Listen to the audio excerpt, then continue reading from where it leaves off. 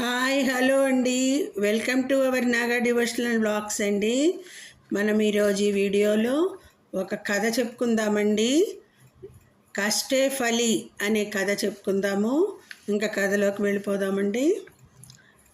రత్నాకరుడు మధుకరుడు గురుకులంలో విద్యాభ్యాసం పూర్తి చేశాక పట్టణానికి వెళ్ళి ఏదైనా ఉద్యోగం సంపాదించాలనుకున్నారు. విషయాన్ని తల్లిదండ్రులకు చెప్పడంతో వాళ్ళు అందుకు ఒప్పుకొని ఖర్చుల కోసం చెరొక 100 వరహాలు ఇచ్చారు. ఉద్యోగం దొరికే వరకు ఖర్చులకు ఉపయోగపడతాయని ఆ వరహాలు తీసుకొని బయలుదేరారు. పట్టణానికి చేరుకున్నాక ఒక సత్రంలో బస చేశారు. పక్కనే ఉన్న పూటకూళ్ళ అవ్వ దగ్గర భోజనం ఏర్పాట్లు చేసుకున్నారు. అప్పటికే సత్రంలో బస చేసి ఉన్న రంగడు వీళ్లను గమనించి మాటలు కలిపి విషయం రాబట్టాడు. పట్టణంలో ఉద్యోగం అంటే మాటలు కాదు, తీరా వచ్చినా ఆ జీతంలో అరకడుపు కూడా నిండదు. మీ వద్ద ఉన్న 100 వరహాలు నాకివ్వండి. వారంలో మీకు 200 చేసి ఇస్తాను. మా యజమానికి పట్టణంలో చాలా వ్యాపారాలున్నాయి. ఆయన వద్ద వారానికి ధనాన్ని రెట్టింపు చేసే పథకాలెన్నో ఉన్నాయి అని నమ్మబలికాడు. ఆ మాటలను రత్నాకరుడు నమ్మలేదు. మధుకరుడు మాత్రము ఆశతో ఆ మాటలు నమ్మాడు. అది చూసి రత్నాకరుడు, నాకు తెలిసి ధనం సంపాదించాలంటే కష్టపడడం ఒకటే మార్గం, శ్రమ లేనిదే ధనం ఉత్పత్తి కాదు అన్నాడు.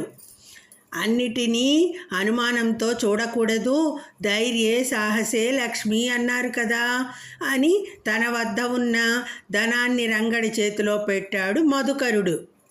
వారం రోజులు సత్రంలో కాలు మీద కాలు వేసుకొని గడిపాడు. వారం రాగానే రంగడు వచ్చి మధుకరుడి చేతిలో 200 పెట్టాడు. మధుకరుడు ఆనందానికి అంతులేదు. ఆ ఆనందాన్ని పసిగట్టిన రంగడు, దీనికే సంతోషపడితే ఎలా, ముందుంది ఇంకా రెట్టింపు ఆదాయం. ఈ 200 ఇచ్చావంటే పై వారానికి 400 వస్తుంది. శ్రమ లేని ఆదాయం పొందుతూ ఉండవచ్చు అన్నాడు. మధుకరుడు సులువుగా వచ్చే ఆదాయానికి ఆకర్షితుడై సరేనన్నాడు. రత్నాకరుడు మాత్రం ఒక ధనవంతుడి ఇంట తోటమాలిగా పనికి కుదిరాడు. ముందు తన చదువుకు తగిన ఉద్యోగం దొరుకుతుంది అన్న నమ్మకంతో ఉన్నాడు. అందాక తన ఖర్చులకు తనకొచ్చే జీతం సరిపోతుంది.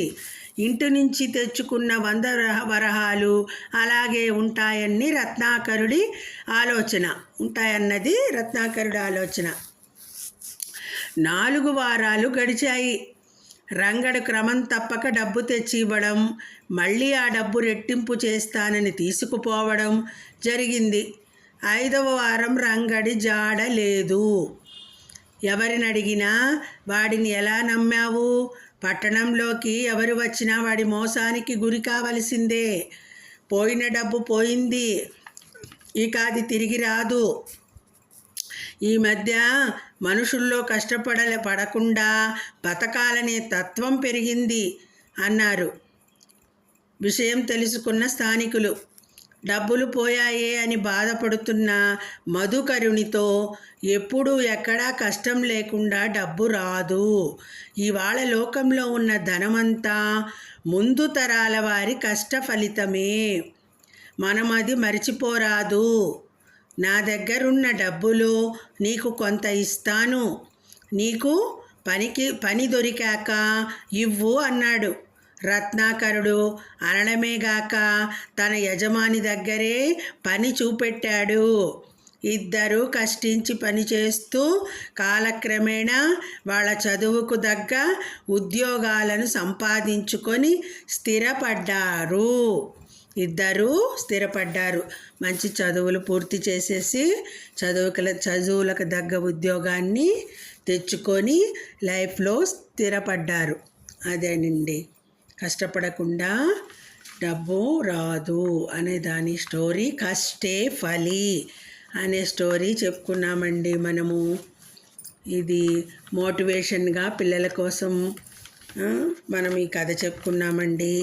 ఈ కథ నచ్చితే లైక్ చేయండి, షేర్ చేయండి, సబ్స్క్రైబ్ చేయండి. అందరికీ ధన్యవాదములు. Okay, thank you all. అదండి, కథ నచ్చిందా అండి అందరికీ? నచ్చితే లైక్ చేయండి, షేర్ చేయండి, సబ్స్క్రైబ్ చేయండి, కామెంట్ పెట్టండి.